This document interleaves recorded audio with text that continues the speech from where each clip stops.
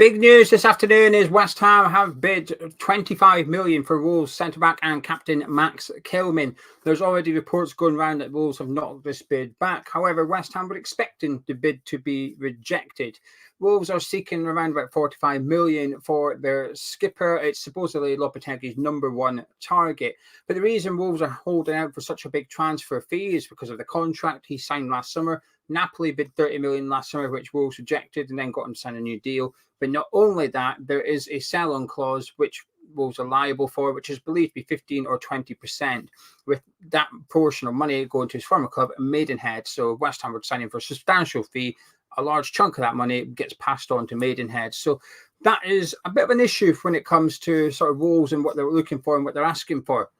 No surprise, this rumour's been going around for a couple of weeks now, and supposedly Lopetegui's really wanted him from the start, but now it's coming out that West Ham made a bid. But like I said, other reports suggest it's already been knocked back, and we made the bid previously a few days ago. I thought I'd take your comments in the live chat, so get them in. It could be about the bid itself, but it could also be about the player as well, because I'm intrigued as to what people think about Max Kilman, but also Max Kilman for such a hefty price tag. I think if we want a deal to be done, I think a deal could be done. The reports suggest that Wolves are aware they're going to have to sell players in order to give Gary O'Neill money to spend during the summer transfer window. Neto is someone they're expected to leave. There's a few squad players like Podence who are expected to leave as well. So Kilman's someone they're perhaps hoping to hold on to, but he's one of the players that do have a lot of market value, especially with us entering the bidding already at 25 million. For me, it feels a bit like a bit of a low ball bid is what we've always done. And I know when you initially start bidding for players, you never go with your top offer, etc., etc. But to go in 20 million below the asking price seems a bit extreme. And I do get a bit suspicious that it's one of those that we tried, which is something we've done regular under David Sullivan. And I appreciate while Tim Steidten is now working the transfers, let's look at it this way. This ain't a Tim Steidten pick. I think it's clear that this one's a Lopetegui one. Tim Steidten might be on board with it. However, I can't help but shake the January transfer window with the Ibrahim Osman thing when there was an error with his agent. But I did believe that David Sullivan got involved and pulled the plug on that one. So it does feel a bit like a David Sullivan bid here. And it does feel like, hello, Lopetegui, we've tried to get the guy you wanted. We couldn't. Maybe there'll be something in the middle. And I think 25 million is a fair price for him, by the way. What Kilman is worth to a club buying him is not what he's worth to Wolves. And I think Wolves are well within their rights to say 45 million, please. He's on a long contract. He's a good age. He's homegrown. He's our captain. We don't want to sell him. So if you want him, you're paying a premium. And this is the whole argument of buying and selling. The same with the Declan Rice one. When West Ham were sticking to our gun, people were saying he's not worth that. It doesn't really matter. That's what he was worth to West Ham. And I think we're in a situation here where is Kilman worth 45 million? I don't think he is. But to Wolves, he possibly is. Let's turn to the live chat and see what you're all saying then. And we're going to start with Alfie, who says what they want and what they get are two different things. I completely agree. Jay said this is low, but with add-ons, it could be more than it seems. Mark said if we can get him for 25 million in good business, as Lopetegui will be buying his skipper as well. Martin says, anyone else interested or just us? By the sounds of it, it's just us. If there's no bidding war and they need the money, then I reckon 30 million plus a few add-ons could do it. Bader says, I actually wouldn't mind Kilman for a good price. Lopetegui got the absolute best out of him, and I think he would be a good signing. So Daddy says, phantom bid. We're going to tell Lopetegui we tried and go and get someone else who's cheaper.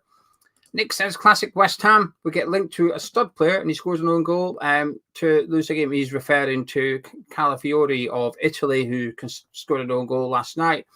Daniel would rather get Perez of Udinese and Grease from Hull City for similar money. Carl says, Kilman, yes, but I think he's overpriced.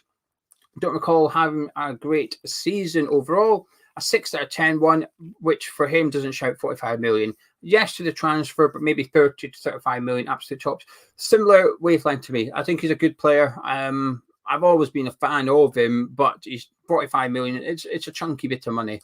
Sam says 45 million. Are you having a laugh?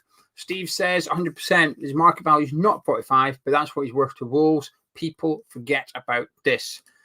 Alan, it's a very good point Alan's making here. Clubs have until the 30th of June to sort their money out. So let's play hardball.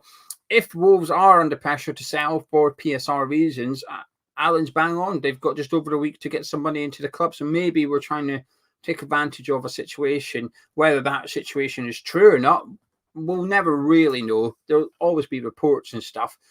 But I always feel like in the last season, Wolves have been okay with PSR. And I think it's more a case of they're fine. However, if they want to start bringing in players, they're probably going to have to raise the money. I think they've signed someone, or I've seen them heavily linked to a younger player anyway. I think it was about 7 million or something. I could be wrong on that one, though. So don't hold me to it. But we'll wait and see.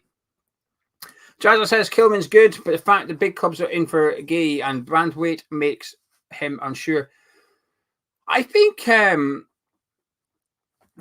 Gay and Branthwaite are better than Kilman, but I also think they're a lot more expensive. I think there's a reason Everton are saying 70 million, and I'd imagine Gay would be a similar price. I said 60 million a couple of weeks ago for Gay, and nobody really mocked me. I think one guy did, but dismissed that one. But I think 60 million minimum. I think his price is only going up because of the Euros as well. But they are better than Kilman. However, I'd imagine Gay and Branthwaite will be holding out for the Champions League club in England rather than ourselves, who we have no European football. Even if we had the Conference League next season, maybe even if we had the Europa League, I'm not sure we get Gay or Branthwaite. I think they are destined for the bigger and better clubs in the Premier League. Adrian would rather go for Greaves of Hull City for 20 million. Phil says we're not going to get a bargain on Kilman, just as Man United won't get one on Alvarez. I would like to know what the whole deal entailed, however. So Daddy thinks they'd accept 35 million, but doubt we'll go with another bid. Good afternoon, Mark. Mark says if we start, a different Mark says if we start paying silly money for players, then we would need to sell one of our top players as well. Darren says 25 million is bargain basement for Premier League players. We've got a little bit of Stones offering that one too. Carl says he saw a report in Man you were going to look at Kilman after dropping Branthwaite. I'd imagine that's paper talk to force Everton's hand, Carl. Personally, I don't think Man U will go for Kilman. I think that's more agent talk, transfer talk to say to Everton, look, we have alternatives. If you're not going to sell Branthwaite, that's all right. We're going to go elsewhere. I think it's Branthwaite they want. Ultra says Kilman isn't worth that much in his opinion. Can't get an England squad. The comments I've seen from Wolves fans, they said they would drive into the London Stadium for that money. Chippy says, I understand giving Mr. Lopetegui one of his choice of players, but we need some pearls, please. Tim, a bit like that, really. I'm a bit like that as well. I think I still might be coming up with 4, 2 and 2. Coming up with 5 here. 2 plus 2 equals 5. But when we were at link with Alex Garcia, I believe that rumour that Lopetegui wanted him. Obviously, he's gone to Bayer Leverkusen. And it feels that since that transfer went through, our interest in Kilman is ramped up quite significantly. Now, that coincides with us getting our first signing. West Fodringham. But our second signing of the summer tied, we've got our first one tied up. I got confused now because of West Fodringham. Got the first signing done with Guilherme. So it coincides with that. Now we're shifting our attention to the next guy on the list after West Fodringham.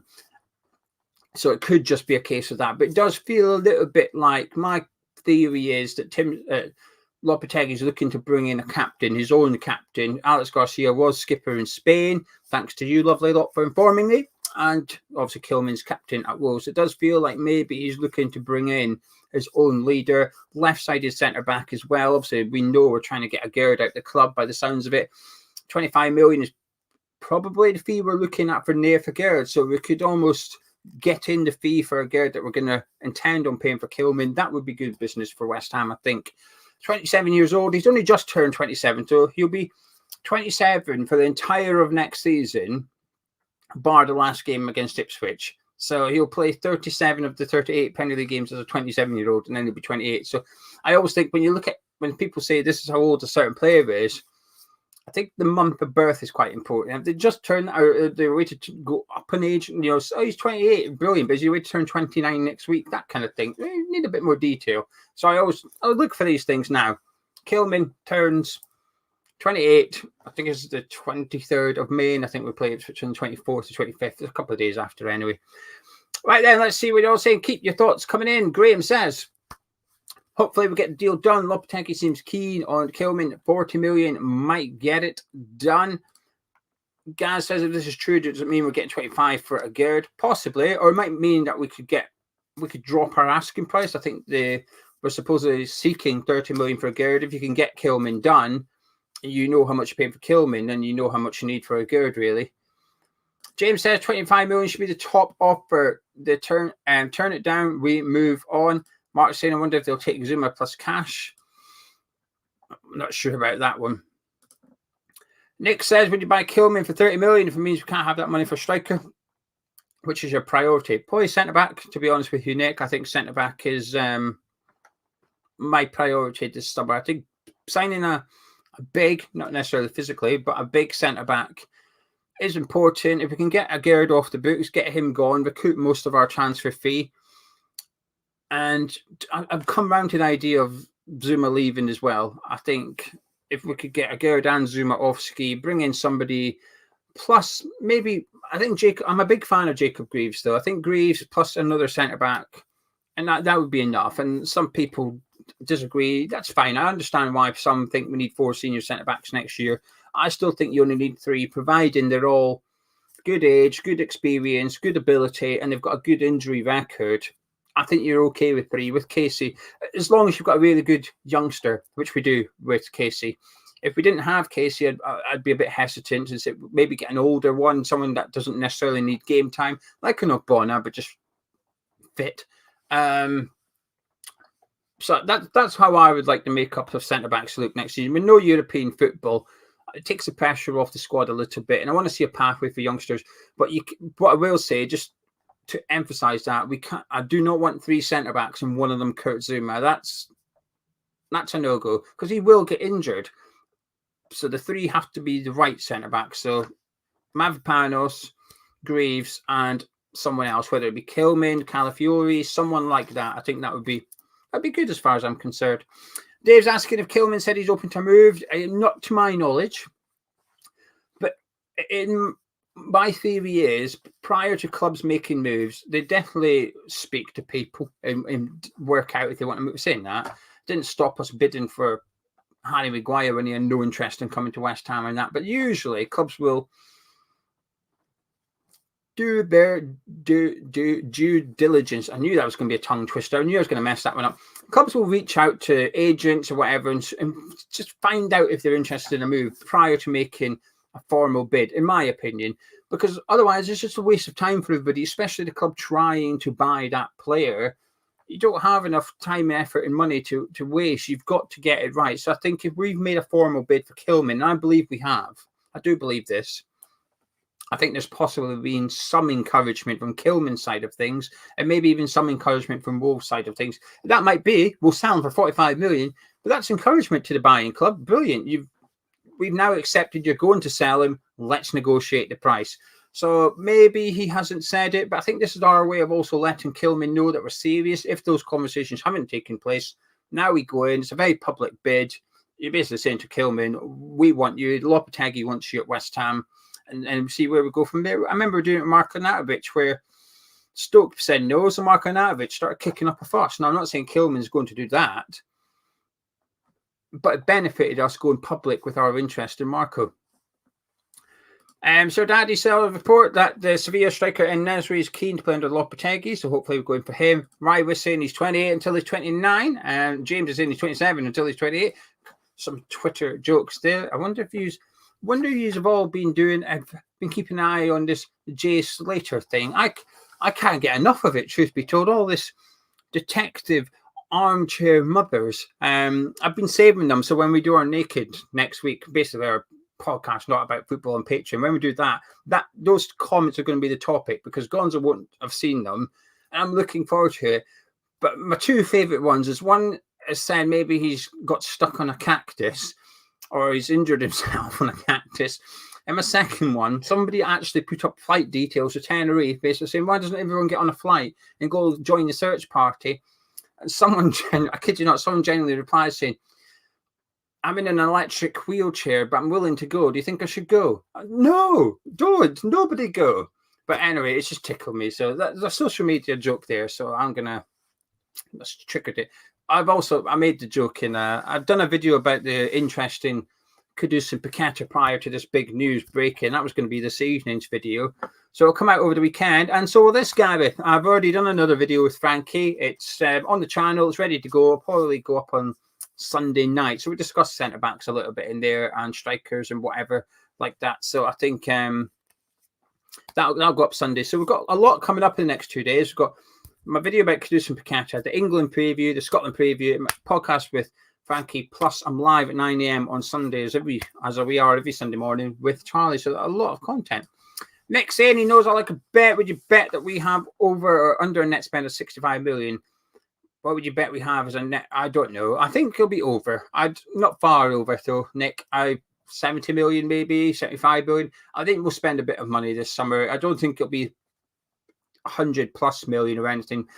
I think it's a chunky bit, but I think it'll rely on us bringing in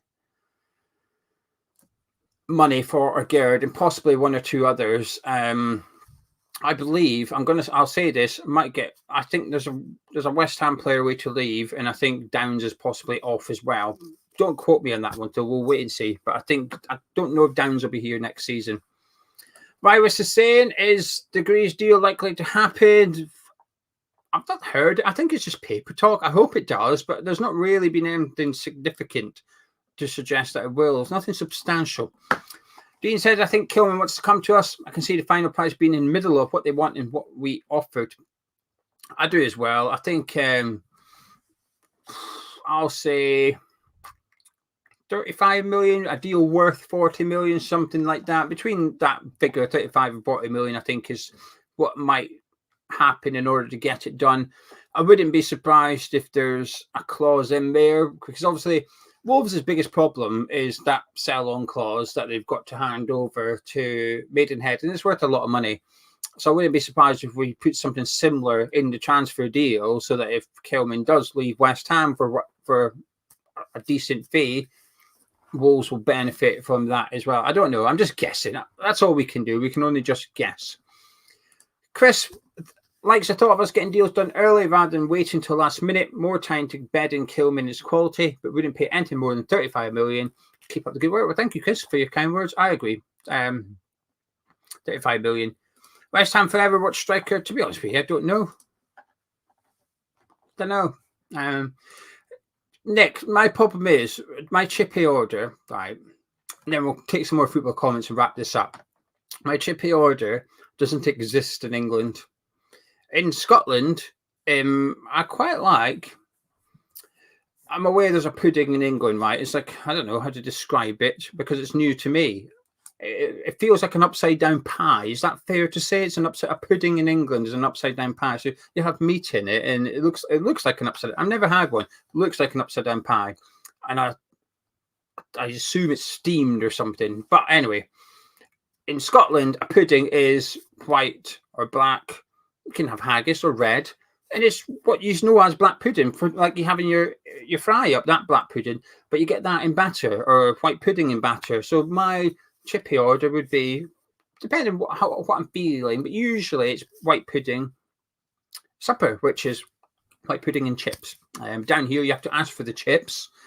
I found out the hard way once. I went in and just asked for a sausage supper and just got a sausage on its own. Where's the chips? So you order chips. I was like, well, what do you think supper means? So I wasn't aware they have to order your item plus a portion of chips.